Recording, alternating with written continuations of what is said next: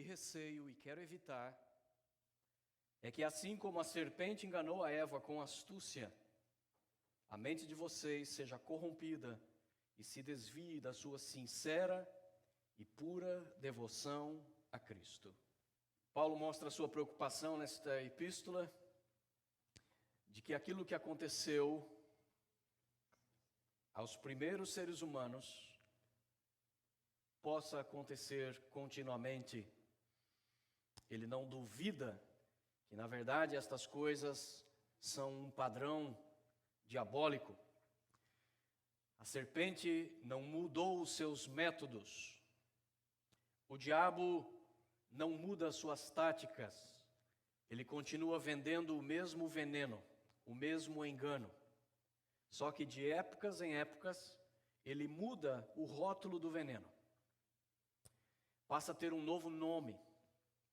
Passa a vir com uma nova aparência. Mas continua sendo o engano de Satanás.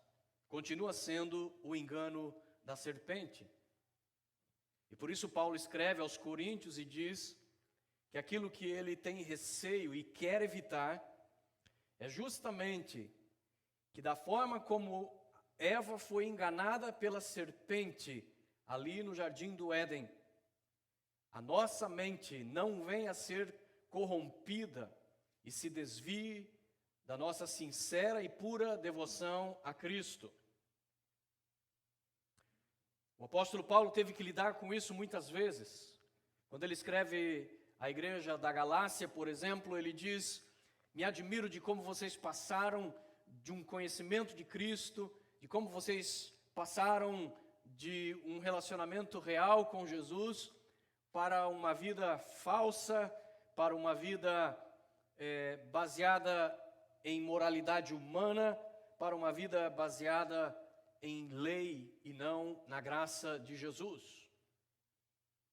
Quando ele se despede da igreja de Éfeso, ele se despede dos seus obreiros e ele diz: eu sei que depois de mim virão lobos vestidos de ovelhas. Eles não pouparão o rebanho de Cristo, mas eles irão tentar fazer negócio de vocês. Eles tentarão, em outras palavras, lucrar com vocês. Eles virão com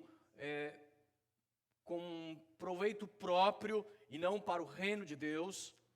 Eles terão interesses pessoais e não com o reino de Deus, não com a mensagem genuína de Cristo. Jesus foi o primeiro a usar o termo lobo vestido de ovelha, mostrando que o engano, a sutileza como Satanás se apresenta, não faz com que nós percebamos que ele está presente. Assim como um espião, ele vai parecer exteriormente tudo menos um espião. É desta maneira que o espião prevalece. É desta maneira que a serpente prevalece, se infiltrando no meio cristão, se infiltrando em pessoas bem intencionadas para corrompê-las, mas sem se fazer notar, sem que ele possa ser percebido. Um lobo vestido de ovelha significa que ele será confundido com uma ovelha. Como as ovelhas, tanto no Velho Testamento como no Novo, representam aquelas pessoas que amam a Deus e que o buscam, ou seja, o povo de Deus. Jesus está ensinando, e Paulo está repetindo, de que quando esses enganadores vierem, eles irão parecer exatamente como um cristão. Eles irão parecer exatamente como parte do povo de Deus. Se Paulo disse que nós temos que cuidar para não sermos enganados como Eva foi, seria bom nós vermos como isso aconteceu, lá em Gênesis capítulo 3.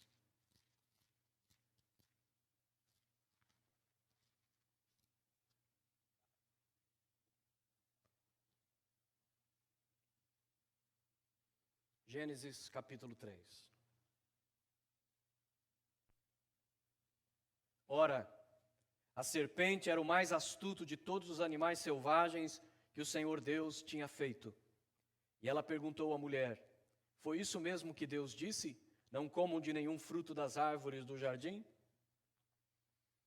A serpente era o mais astuto de todos os animais selvagens. A serpente era o mais astuto de todas as criaturas de Deus. A serpente não era o animal, não era o réptil, mas a encarnação de Satanás no meio humano, a incorporação de Satanás no meio material, na forma de uma serpente. Quando a palavra usa aqui o termo astuto, esta palavra ela é muito rica no hebraico. Ela significa várias coisas. Ela pode receber muitos sinônimos. Tudo quanto como a arte de enganar, a arte de simular, a capacidade de trapacear, a capacidade de forjar. E uma das palavras que é permitida traduzir desta palavra astuto é a palavra prudente. E de fato, muitas Bíblias antigas, pelo menos em português, traziam exatamente essa tradução. Dizia, ora, a serpente era a mais prudente de todos os animais selvagens. Prudente porque ela tem a cautela de induzir sem receber créditos. Prudente porque ela é capaz de estar presente sem ser identificada. Quando Satanás se apresenta, ele é prudente a ponto de não se apresentar com um cheiro de enxofre e com chifres pontudos e com cauda vermelha. Não. Se ele vai se apresentar até mesmo no formato de um anjo, explica o apóstolo Paulo, um anjo de luz. Ele não vai aparecer com um tridente, ele não vai aparecer com uma risada espalhafatosa, ele vai aparecer de maneira que se confunda com o meio, que não chame atenção, de maneira extremamente discreta, de maneira extremamente prudente.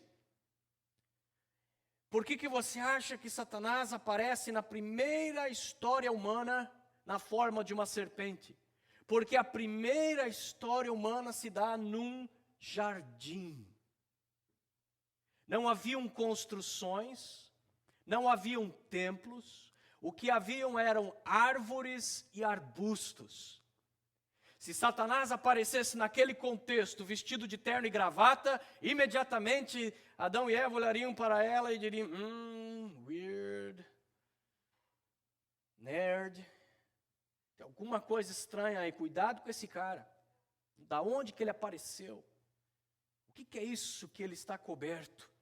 Nós andamos nus, ele está vestido. Por isso, Satanás, quando se apresenta na primeira tentação ao homem, o ambiente é o ambiente de árvores e arbustos. Por isso não é de se estranhar que ele apareça como uma serpente entre galhos e folhas, circulando os frutos de uma árvore proibida, para que tudo corresponda ao seu jardim. Provavelmente ele não escolheu nem ser uma serpente daquelas mais coloridas, mas uma que até mesmo se confundisse com as ramagens, com a folhagem. Agora, se Satanás fosse aparecer hoje, ele não apareceria como uma serpente. Se aparecesse uma cobra aqui, imediatamente a gente arranjava alguma coisa para acertar a cabeça dela. As mulheres subiam no banco gritando, help, help. Os diáconos vinham correndo com alguma coisa para macetar a cabeça dela. Isso se não fugissem também. O fato é que Satanás entende que a tática que funcionou no Éden vai funcionar desde que ele continue sendo prudente. Por isso, no nosso meio, ele entraria com uma Bíblia debaixo do braço, com um diploma de teologia. Ele entraria com um linguajar cristão.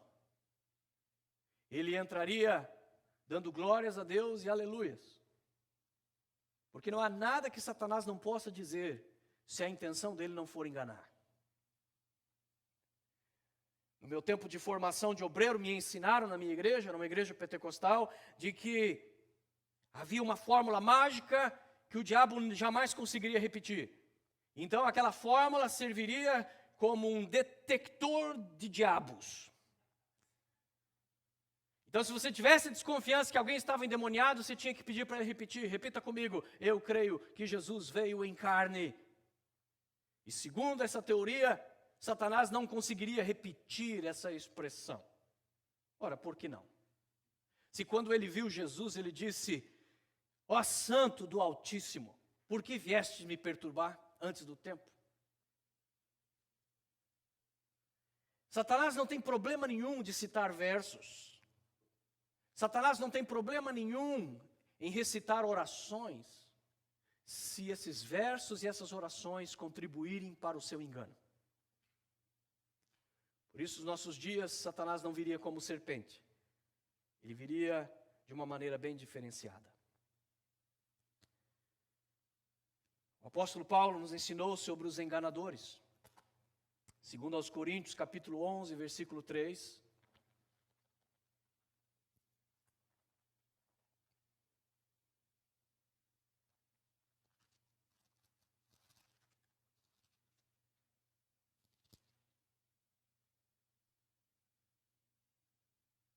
O texto que nós lemos: o que receio e quero evitar é que assim como a serpente enganou, a mente de vocês seja corrompida. A mente.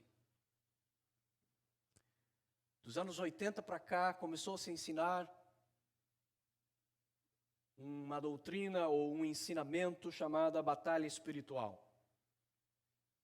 E batalha espiritual de fato existe. Nós vemos isso nas Escrituras.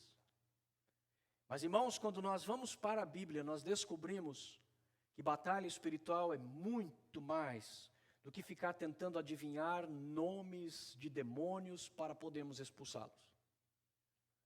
Batalha espiritual é algo muito maior, muito mais importante do que ficarmos perseguindo objetos místicos, do que ficarmos quebrando amuletos, do que ficarmos destruindo objetos religiosos que supostamente trariam demônios por trás dessas coisas. Quando nós olhamos para as Escrituras com seriedade, nós vamos descobrir que a esmagadora maioria dos textos bíblicos que ensinam sobre o método de Satanás enganar e aonde é o verdadeiro campo de batalha dele, não é nas religiões, não é nos objetos ou no misticismo, mas sim na mente humana. É principalmente através da palavra que nós verdadeiramente entramos em batalha. Não é por ficarmos tanto fazendo orações poderosas. Pastor, faça uma oração aqui poderosa. Qual oração que não é poderosa? Não é essa a verdadeira batalha espiritual. Porque enquanto muitos estão por aí buscando orações poderosas e repreensões e fazendo campanhas e pactos para quebrar maldições e ações demoníacas, suas mentes estão sendo invadidas pelo diabo através das mentiras, dos enganos, das distorções. E ele não está percebendo que está havendo uma verdadeira batalha espiritual por sua alma, e ele está perdendo. E é o que Paulo diz aqui, ele diz: o meu medo é que o diabo venha agir de novo como agiu lá no Éden. E venha fazer o quê? Trazer maldição hereditária. Fazer o quê? Corromper a sua mente. Porque uma mente, uma vez corrompida, irmãos, é muito difícil dela voltar atrás. Uma pessoa convencida de uma mentira como se fosse verdade, é muito difícil você convencê-la do contrário. Portanto, uma vez que a mentira se estabeleceu na mente humana como verdade, Satanás está ganhando. Paulo cita em vários outros versos que a nossa luta, a nossa guerra espiritual, ela é desmanchando conceitos, desfazendo filosofias, desfazendo ideias humanas ou satânicas que se opõem à palavra de Deus. Como em Colossenses capítulo 2, por exemplo. Colossenses capítulo 2, verso 4 e 8.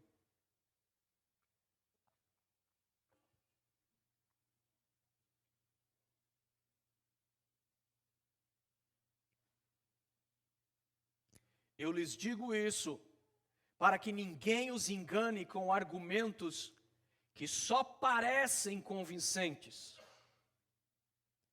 Só parecem convincentes.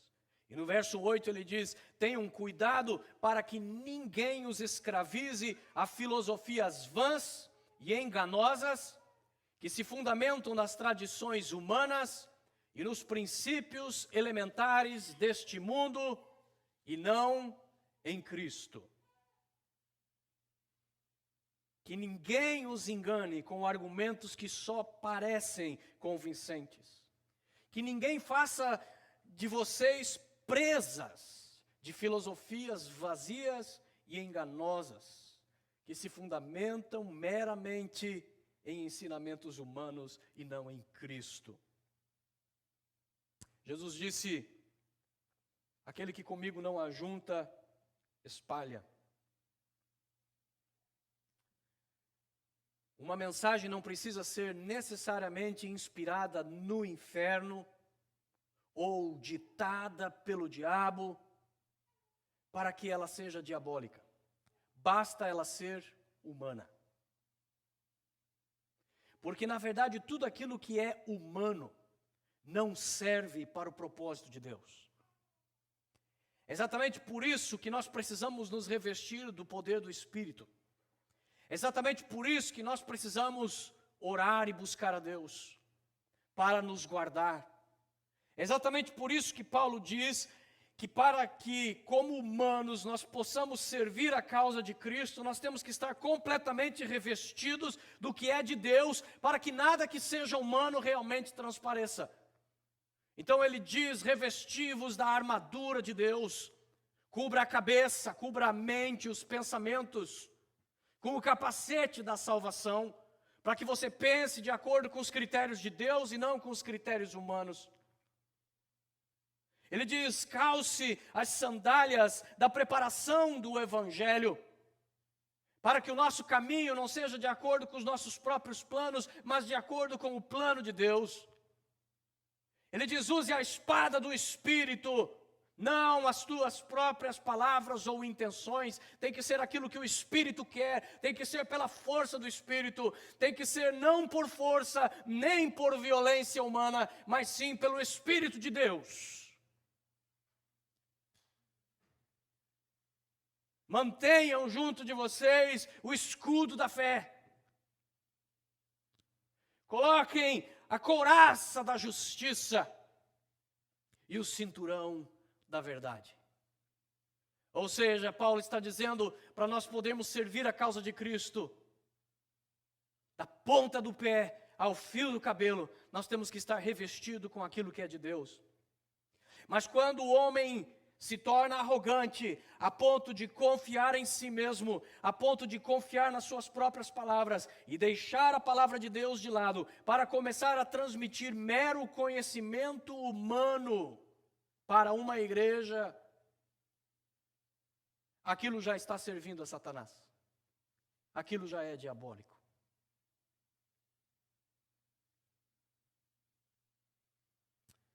Vamos voltar lá para Gênesis 3.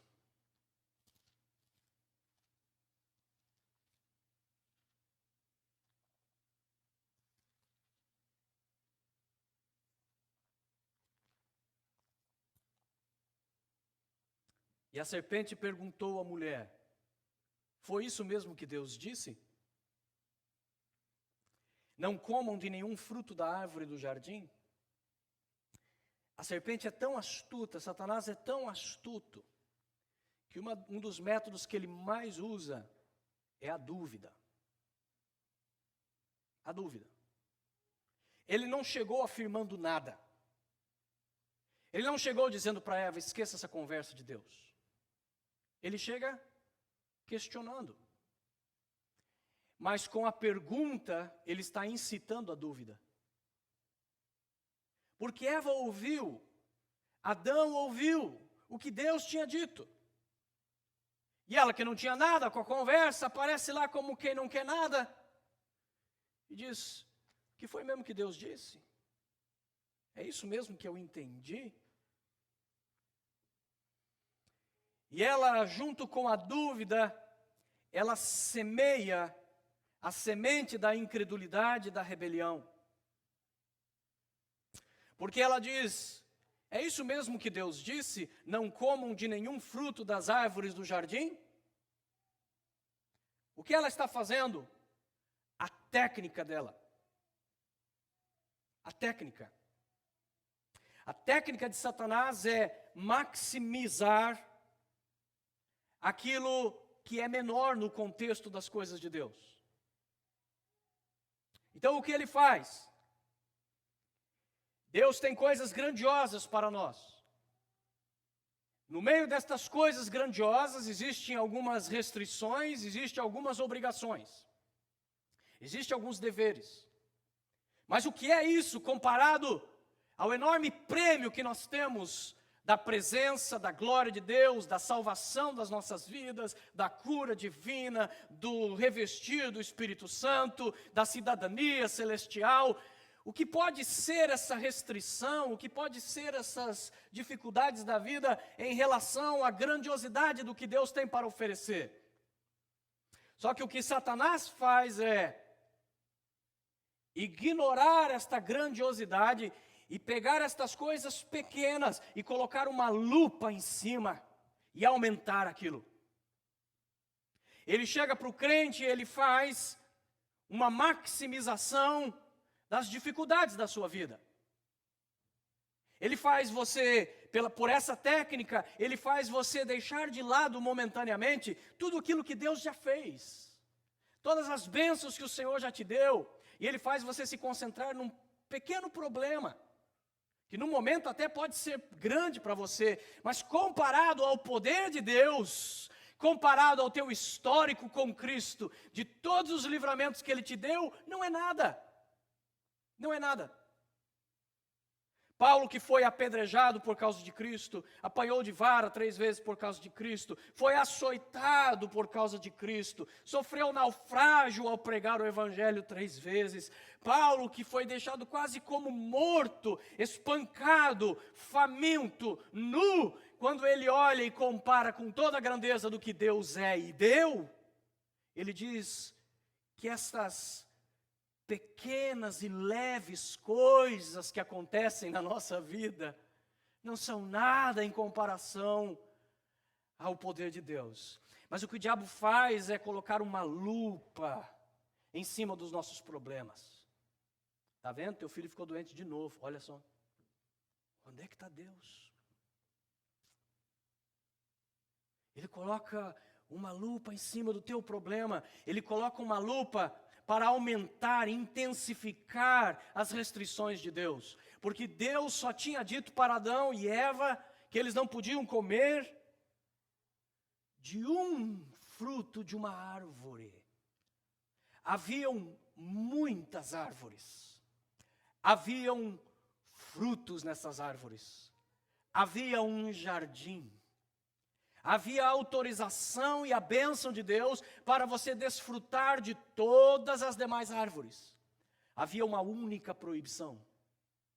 Mas o que Satanás faz? Ele ignora todas as árvores e ainda insinua, já para induzir ao erro, ele insinua para Eva, Deus proibiu todas as árvores, é isso? Ela corrige a serpente, não. Deus disse só para não comer da árvore do fruto da vida, porque se comermos, morreremos. Mas observe como Eva acabou acolhendo a semente da mentira. Porque ainda que ela corrija a serpente, mas ela própria agora acrescenta sua própria maximização das coisas menores. Por quê? Porque ela diz, podemos comer do fruto das árvores do jardim. Mas Deus disse, não comam do fruto da árvore que está no meio do jardim, nem toquem nele. Deus não tinha dito não toque.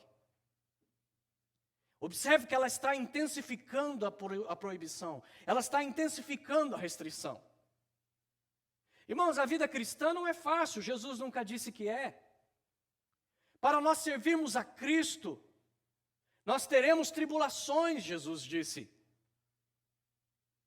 Para nós servirmos a Cristo, nós temos que negar a nós mesmos, pegarmos a nossa cruz e carregarmos para seguir a Jesus. Para seguirmos a Cristo, nós precisamos perder para poder ganhar. Para seguirmos a Cristo, nós precisamos abrir mão de muitas coisas. Mas, irmãos, nada disso tem valor quando nós olhamos para o prêmio. Quando nós olhamos para o que nós alcançamos através de Jesus Cristo. Paulo mesmo pega seus diplomas, seu conhecimento teológico, sua experiência junto ao judaísmo, e ele chama isso tudo de esterco, de lixo. Ele diz, tudo isso considerei como esterco, por causa da glória do Evangelho de Cristo. O diabo maximiza aquilo que é menor. E o que ele faz é minimizar aquilo que é relevante. Ele aumenta o que não tem tanta importância, aquilo que é menor, e minimiza aquilo que verdadeiramente é importante. Porque o que era importante é a advertência de Deus, não coma. Por quê? Porque no dia que você comer, você vai morrer. Ou seja, a restrição de Deus visava a preservação de Adão e Eva. A restrição de Deus, a lei de Deus, ela não visa nos tornar infelizes. A obediência a Cristo não é para que nós nos sintamos oprimidos. Não, as restrições e as leis de Deus são para ser obedecidas, porque elas são o caminho de vida. Elas são o caminho que nos impedem entrar num caminho de morte. Elas são o caminho que nos impede de entrar num caminho de perdição. Por isso o salmista ele pode dizer, a tua palavra, Senhor, para mim é mais preciosa do que o ouro puro, a tua lei é mais doce do que o mel. Tem tanta gente que tem tanto problema com as leis de Deus. Que severidade, quanta restrição, quanta dificuldade. Mas para aquele que ama Deus e para aquele que olha o contexto de tudo que Deus está dando e que interpreta as leis de Deus como a mensagem de um pai amoroso que está dizendo, não coma daquele fruto, porque no dia que você comer, você morre. Quando nós interpretamos tudo isso, irmãos, então a lei de Deus passa a ser preciosa como ouro, doce como mel. Mas o que o diabo faz é pegar aquilo que é mais importante, a advertência de Deus, não coma, porque se come, morre. E a serpente diz, certamente não morrerão. Bobagem, isso não tem importância não, deixa para lá. Ela não tinha mão para fazer assim, né? Era uma serpente, ela fez com a cabeça. Bobagem, morrer, né? Que morrer? Você já viu alguém morrer? Ninguém tinha morrido até então. Que história é essa, morrer? Não, isso é... Irmãos, eu não creio que a serpente esteja exatamente tendo a ousadia aqui de negar descaradamente para Eva o que Deus disse. Na verdade, o que a serpente está fazendo é propor uma nova interpretação do que Deus disse. Se preparem. Porque a nova moda agora no meio evangélico é exatamente isso. Um movimento chamado Igreja Emergente tem se levantado desde os anos 90. E seus conceitos têm entrado dentro das igrejas de uma maneira impressionante. sem que você saiba, você está lendo livros influenciados pelo pensamento emergente. Sem que você saiba, você está sendo influenciado por pregadores cuja pregação tem o seu núcleo nessa base desses pregadores emergentes. E o que eles ensinam? Exatamente aquilo que o diabo ensinou no Éden. O que eles dizem é: precisamos reinterpretar a Bíblia. Então, quando chega em questões como, por exemplo, homossexualismo, como o mundo inteiro hoje está clamando e dizendo, não, homossexualismo é bonito, é lindo e maravilhoso, o que eles fazem? Eles vão para a Bíblia e veem que a Bíblia está dizendo enfaticamente que Deus abomina. Mas o que eles fazem? Ao invés de dizer, irmãos, vamos jogar a Bíblia fora, porque eles sabem que se fizerem isso, eles perdem a credibilidade no meio cristão. Então o que eles dizem é o seguinte: é isso mesmo que Deus disse? Certamente não é errado. Nós temos que reinterpretar estas coisas. E eles começam então a pôr em dúvida o nosso entendimento das Escrituras, a interpretação razoável das Escrituras. Eles partem muito mais de uma dúvida do que de afirmações. É uma teologia negativa. É uma teologia onde eles quase não afirmam nada, mas põem em dúvida quase tudo. Eles não dizem necessariamente que a Bíblia não é inspirada, mas eles dizem coisas do tipo: eu creio que existem alguns erros na Bíblia. Existem algumas coisas que não podem ser bem explicadas na Bíblia. Mas para por aí. E deixa na cabeça das pessoas um monte de ponto de interrogação e um monte de dúvida sobre a confiabilidade das Escrituras. É a estratégia da serpente que continua em voga. É o discurso ambíguo, onde na verdade você prega e fala coisas, mas que pode ser entendido de uma maneira ou de outra. E é usado o discurso ambíguo como a serpente usou aqui exatamente para se proteger. Porque se ela diz, esqueça Deus, rejeite Deus, descarte a palavra de Deus, imediatamente ela seria denunciada como inimiga de Deus. Por isso o que ela faz é vir com uma conversa mole, é vir com um discurso ambíguo, que quando alguém entender que ela está atacando Deus e dizer, escuta, você está atacando Deus. Ela fala, não, eu não disse isso. Não, eu apenas perguntei para você, para saber sua opinião. É proibido pensar agora? É proibido se expressar? Não, de maneira alguma. E esses pregadores, por um lado, eles afirmam categoricamente a fé cristã. Quando pressionados contra a parede, eles dizem, eu creio que Jesus é o Salvador do mundo, que Ele morreu na cruz pelos nossos pecados, que a Bíblia é a palavra de Deus. Mas na prática, eles pregam exatamente o oposto do que eles afirmam.